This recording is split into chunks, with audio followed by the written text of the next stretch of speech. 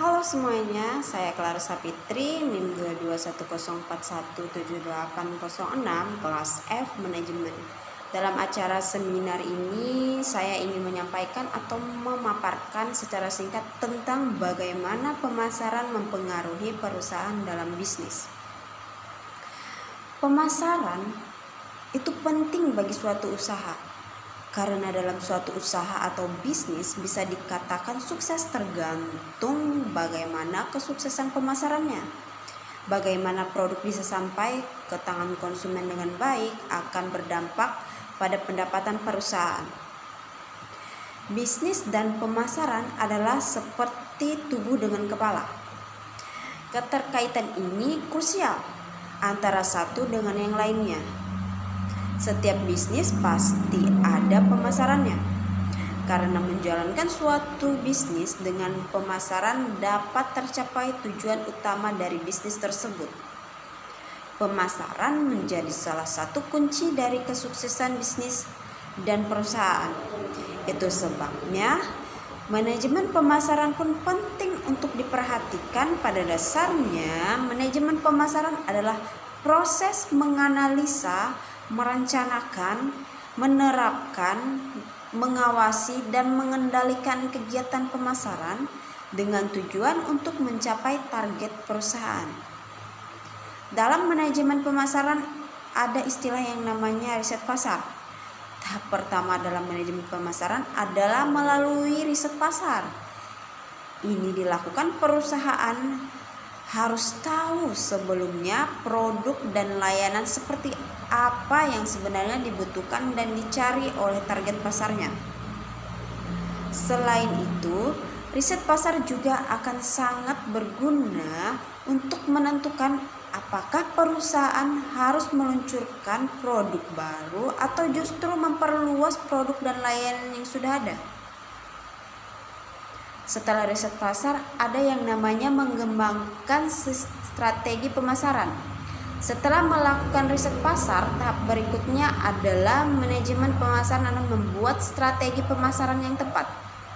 Pada tahap ini, kita harus benar-benar mempertimbangkan hasil riset pasar dengan berbagai hal penting seperti segmentasi target pelanggan, dan positioning brand. Setelah mengembangkan strategi pasar, kita juga perlu menyusun rencana pemasaran. Setelah strategi dibuat, sekarang saatnya rencana pemasaran disusun. Langkah ini tak kalah penting dari langkah-langkah lainnya. Dalam tahapan ini, kita harus menganalisa dan menentukan target yang ingin dicapai oleh perusahaan. Pada periode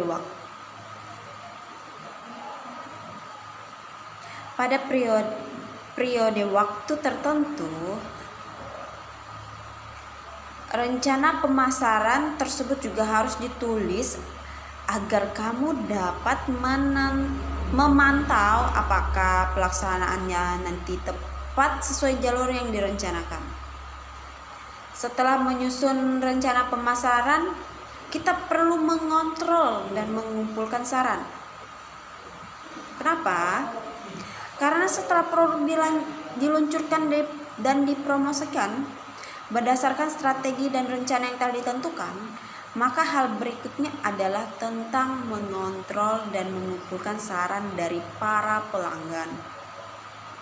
Mengumpulkan saran dari pelanggan ini dimaksudkan sebagai bahan pertimbangan pengembangan produk di masa depan. Jadi ini tuh kontrol dan mengumpulkan saran itu sangat penting dalam manajemen pemasaran. Sementara kontrol dilakukan bila produk tidak diterima secara positif oleh pelanggan. Salah satu contohnya adalah dengan menarik produk kembali sebelum sentimen pelanggan mempengaruhi brand perusahaan. Pemasaran juga memerlukan konsep agar bisa tercapai tujuan yang diinginkan. Ada 5 konsep dalam pemasaran, yaitu konsep produksi, konsep produk, konsep penjualan, konsep pemasaran, dan konsep pemasaran masyarakat. Yang pertama, konsep produksi. Konsep produksi mungkin merupakan ide pengaturan bisnis tertua yang berawal dari periode kekurangan pasokan barang. Sebelumnya, ketika permintaan melebihi pasokan, tidak ada insentif bagi perusahaan untuk memasukkan konsumen ke dalam operasi mereka. Konsep produksi ini memiliki keyakinan bahwa ketersediaan dan keterjangkauan produk merupakan penentu utama pembelian konsumen. Keseharusan ketersediaan dan keterjangkauan membawa dua fungsi, yaitu distribusi dan produksi sebagai pusat strategi pemasaran. Strategi distribusi yang efisien menjadi ketersediaan produk sehingga konsumen dapat membeli produk dengan mudah. Kedua, bekerja pada sistem produksi untuk menurunkan biaya sehingga lebih banyak konsumen dapat membelinya. Pengurangan biaya menciptakan keterjangkauan, dengan demikian memperluas pasar.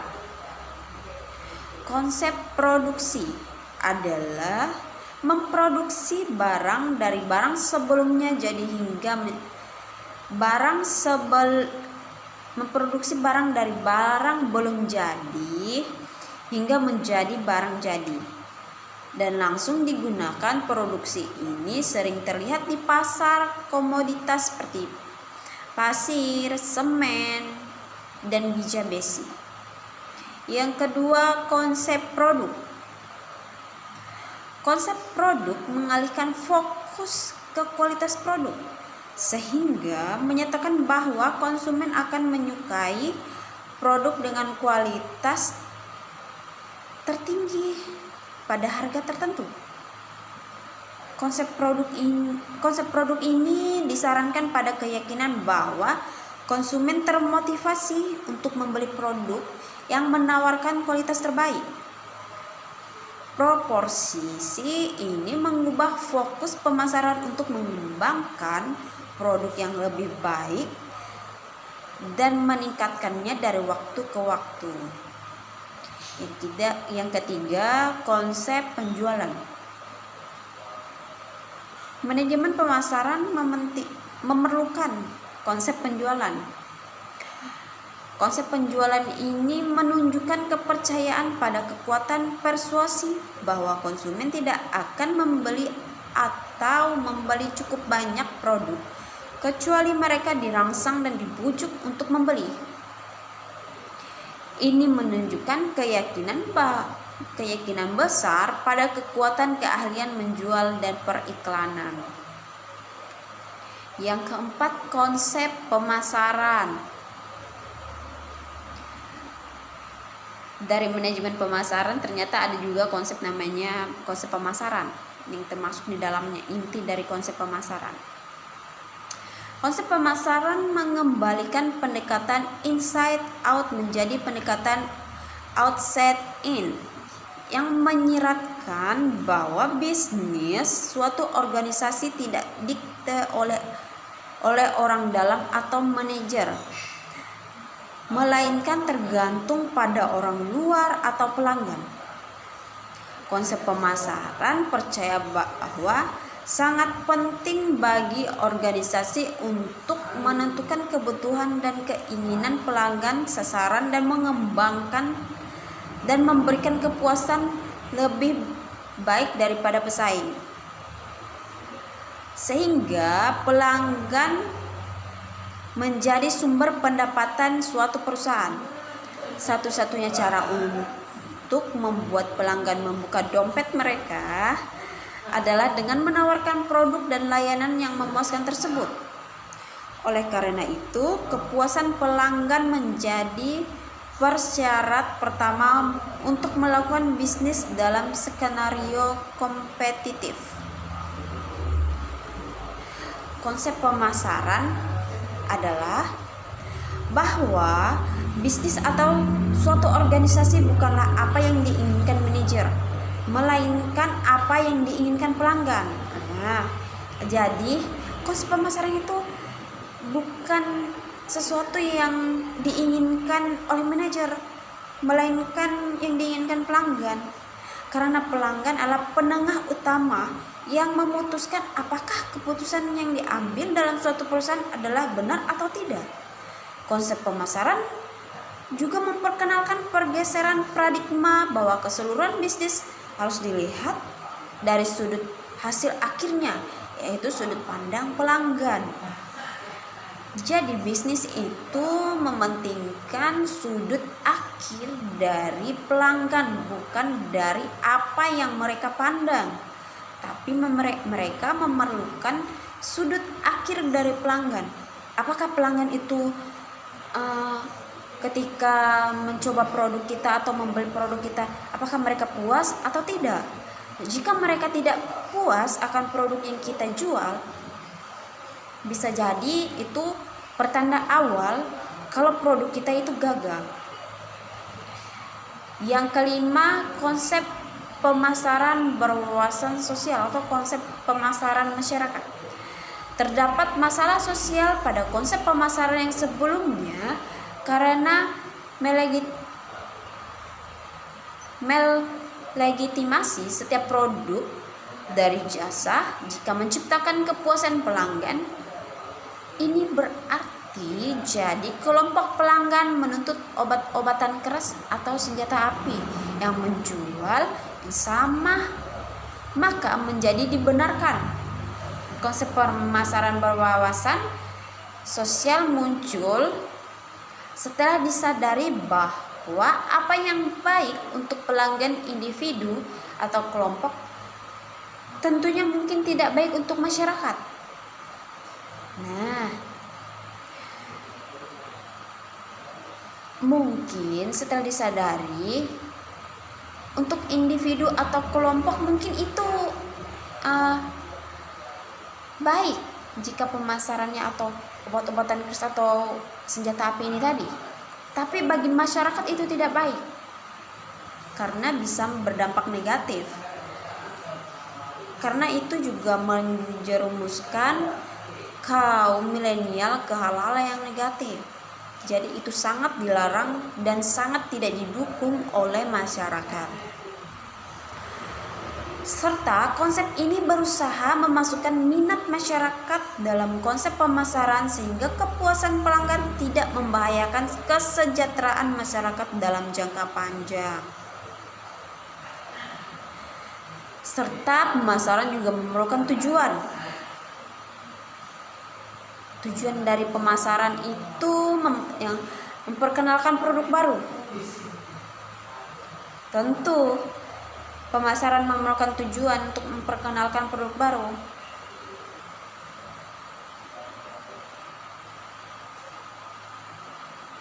Supaya membantu perusahaan saat hendak mempromosikan produk atau layanan baru mereka. Dengan manajemen pemasaran, perusahaan dapat memahami kebutuhan pelanggan, menjangkau pelanggan potensial, meningkatkan produk, hingga menghemat waktu dan biaya karena fokus pada sumber daya yang ada. Terus yang berikutnya, mendorong penjualan. Tentu pemasaran juga memerlukan dorongan dari penjualan. Manajemen pemasaran yang efektif akan membuka peluang bagi meningkatkan angka penjualan produk dan layanan. Pasalnya, menerapkan manajemen pemasaran yang tepat akan membantu perusahaan dalam mencocokkan kebutuhan pelanggan dengan produk atau layanan yang ditawarkan. Yang berikutnya, menciptakan berbagai ide untuk keberlangsungan bisnis. Tentu mereka memerlukan ide untuk keberlangsungan bisnis agar bisnisnya tidak stuck di situ saja atau tidak berhenti secara tiba-tiba. Mereka juga memerlukan ide untuk keberlangsungan bisnis jangka panjang. Manajemen pemasaran juga dapat membantu perusahaan untuk terus dapat menciptakan berbagai ide yang dapat menunjang keberlangsungan perusahaan di masa depan. Ini dapat terjadi karena konsep pemasaran adalah dinamis, sehingga perusahaan bisa terus dapat melihat persaingan pasar yang ada. Dengan begitu, perusahaan dapat memahami pola permintaan yang baru dan terus berubah. Yang berikutnya, membantu pengambilan keputusan bisnis. Pemasaran juga membantu mengambil keputusan bisnis agar tidak salah dalam melangkah. Sebab kalau salah dalam melangkah, bisnis kita mungkin tidak akan maju ataupun tidak akan berkembang, tidak akan bertahan lebih lama. Manajemen pemasaran akan menunjang pengambilan keputusan bisnis yang lebih tepat. Pasalnya, dari marketing kamu bisa mendapat wawasan yang bermanfaat. Misalnya, kamu dapat memutuskan apa, kapan, bagaimana, dan untuk siapa produk atau layanan kamu tersebut. Dengan melihat data yang dikumpulkan oleh tim marketing, kita juga dapat memutuskan produk atau layanan mana yang dapat ditingkatkan dan insight tentang perilaku pelanggan yang bisa digunakan dalam jangka panjang. Dan yang berikutnya, meningkatkan reputasi perusahaan. Manajemen pemasaran juga memerlukan reputasi perusahaan. Adalah salah satu cara yang berkontribusi pada reputasi perusahaan. Alasannya, manajemen pemasaran yang tepat dan efektif akan mendorong kegiatan pemasaran yang memberi hasil positif. Dengan begitu, reputasi perusahaan pun akan terbantu dan menjadi perusahaan yang baik dan berkembang. Yang berikutnya adalah fungsi pemasaran dalam bisnis. Tentu sebuah bisnis memerlukan fungsi dalam pemasarannya. Yang pertama, menilai peluang pemasaran. Perlunya menilai peluang pemasaran agar tujuan pemasaran dan penilaian peluang pemasaran bagi perusahaan merupakan tugas pokok dari manajemen pemasaran. Kondisi dan peluang pasar yang terus berubah membuat manajemen pemasaran harus mengeluarkan program-program yang terencana untuk menjawab tantangan dan manfaat peluang. Berikutnya, perencanaan kegiatan pemasaran. Perencanaan adalah fungsi manajerial yang penting. Perencanaan kegiatan pemasaran adalah tugas yang penting dan melibatkan banyak langkah. Perencanaan strategi yang efektif untuk mencapai tujuan pemasaran yang diinginkan. Hal ini berkaitan dengan perumusan kebijakan yang berkaitan dengan produk, harga, distribution channels, langkah-langkah promosi, perkiraan target penjualan, dan lain-lain. Perencanaan memberikan dasar untuk pemasaran yang efektif bagi perusahaan. Yang berikutnya, menyelenggarakan kegiatan pemasaran. Manajemen pemasaran adalah perorganisasian untuk berbagai kegiatan yang akan dilakukan dan menugaskan kegiatan tersebut kepada orang yang tepat sehingga tujuan pemasaran tercapai. Mengingat konsep pemasaran yang berubah, struktur organisasi perlu fleksibel dan akomodatif. Ini akan membantu dalam interaksi yang lebih baik antara organisasi dan lingkungan. Berikutnya, mengkoordinasi berbagai kegiatan perusahaan. Bahkan, perencanaan terbaik pun tidak akan bermanfaat jika ada koordinasi yang tidak tepat antara berbagai aktivitas organisasi. Pemasaran melibatkan berbagai kegiatan dan ini saling terkait dan saling bergantung. Keputusan produk, strategi pendapatan harga, aktivitas penelitian struktur, saluran, semuanya memerlukan koordinasi yang tepat. Dengan begitu dapat tercapai tujuan yang diinginkan. Yang berikutnya, mengarahkan dan memotivasi karyawan. Tentu setiap perusahaan memerlukan motivasi karyawan untuk mengembangkan ide-ide, terus karyawan kinerjanya lebih efektif, lebih bersemangat. Dengan arahan yang baik, suatu keharusan untuk kinerja fungsi manajemen pemasaran yang efektif. Arahan membantu dalam pelaksanaan pekerjaan yang benar.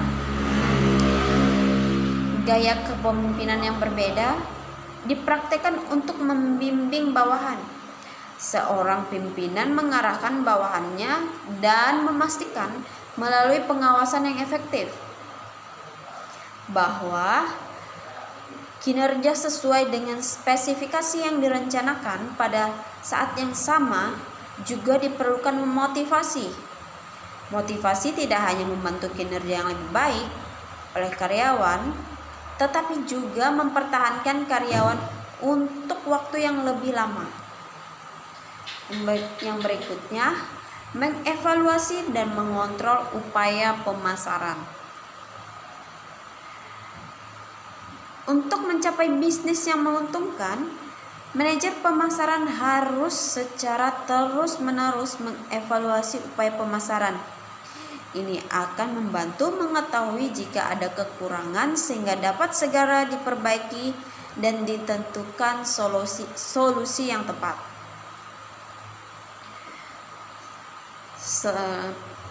Yang selanjutnya, perusahaan juga memerlukan strategi manajemen pemasaran yang efektif agar mencapai tujuan yang diinginkan. Yang pertama, tentukan tujuan KPI. Pemasaran adalah salah satu bagian dalam bisnis. Meski begitu, agar manajemen pemasaran dapat memberikan hasil yang efektif, pastikan bahwa kegiatan pemasaran bisa berjalan selaras unit bisnis lainnya. Salah satunya dengan menentukan tujuan dan KPI secara transparan, terukur dan tepat. Yang kedua, identifikasi target audience perlu dilakukan. Sebelum menjalankan strategi pemasaran, identifikasi target pelanggan dengan jelas. Dengan begitu, kegiatan pemasaran yang kamu lakukan bisa tepat sasaran sehingga hasilnya pun lebih memuaskan. Ketiga, selalu analisis data. Perlu menganalisis data agar hasil dari kegiatan pemasaran dapat efektif. Kita harus selalu membiasakan diri untuk menganalisis data. Sebelum strategi pemasaran, gunakan tools yang dapat memberikan data untuk kamu analisis agar dapat melihat aspek-aspek mana saja dalam strategi manajemen pemasaran yang tidak berfungsi. Serta data ini akan menjadi informasi penting yang akan membantumu dalam membuat strategi pemasaran dan menerapkannya. Keempat, mengembangkan rencana implementasi dan strategi pemasaran. Strategi pemasaran kita tidak dapat melakukannya hanya dalam satu waktu. Butuh komitmen dan tindak lanjut untuk menganalisis keefektifannya. Kembangkan rencana implementasi dengan mempertimbangkan beberapa hal seperti jadwal pelaksanaan, anggaran, sumber daya, alat penjualan, alat pemasaran, serta metrik yang harus digunakan untuk menyesuaikan pada strategi yang dirancang. Yang kelima, pantau tren terbaru. Ini terjadi di masa sekarang ya. Selalu memantau tren yang baru. Misalnya tak ada salahnya untuk kamu terus memantau tren yang baru. Dengan begitu kamu tidak akan terjebak pada mode berpikir yang ketinggalan zaman. Hal ini akan sangat mempengaruhi bagaimana kamu merencanakan dan mengelola strategi pemasaran. Memantau tren memberikan ide-ide baru yang mungkin akan bermanfaat bila diterapkan pada kampanye pemasaranmu di kemudian hari. Mungkin hanya ini yang bisa saya sampaikan tentang manajemen pemasaran, bagaimana pemasaran mempengaruhi bisnis. Jika ada kurang dan kesalahan kata, saya minta maaf. Jika ada saran tentang apa yang saya paparkan, mohon disampaikan. Selebihnya saya ucapkan terima kasih untuk perhatiannya. Good luck.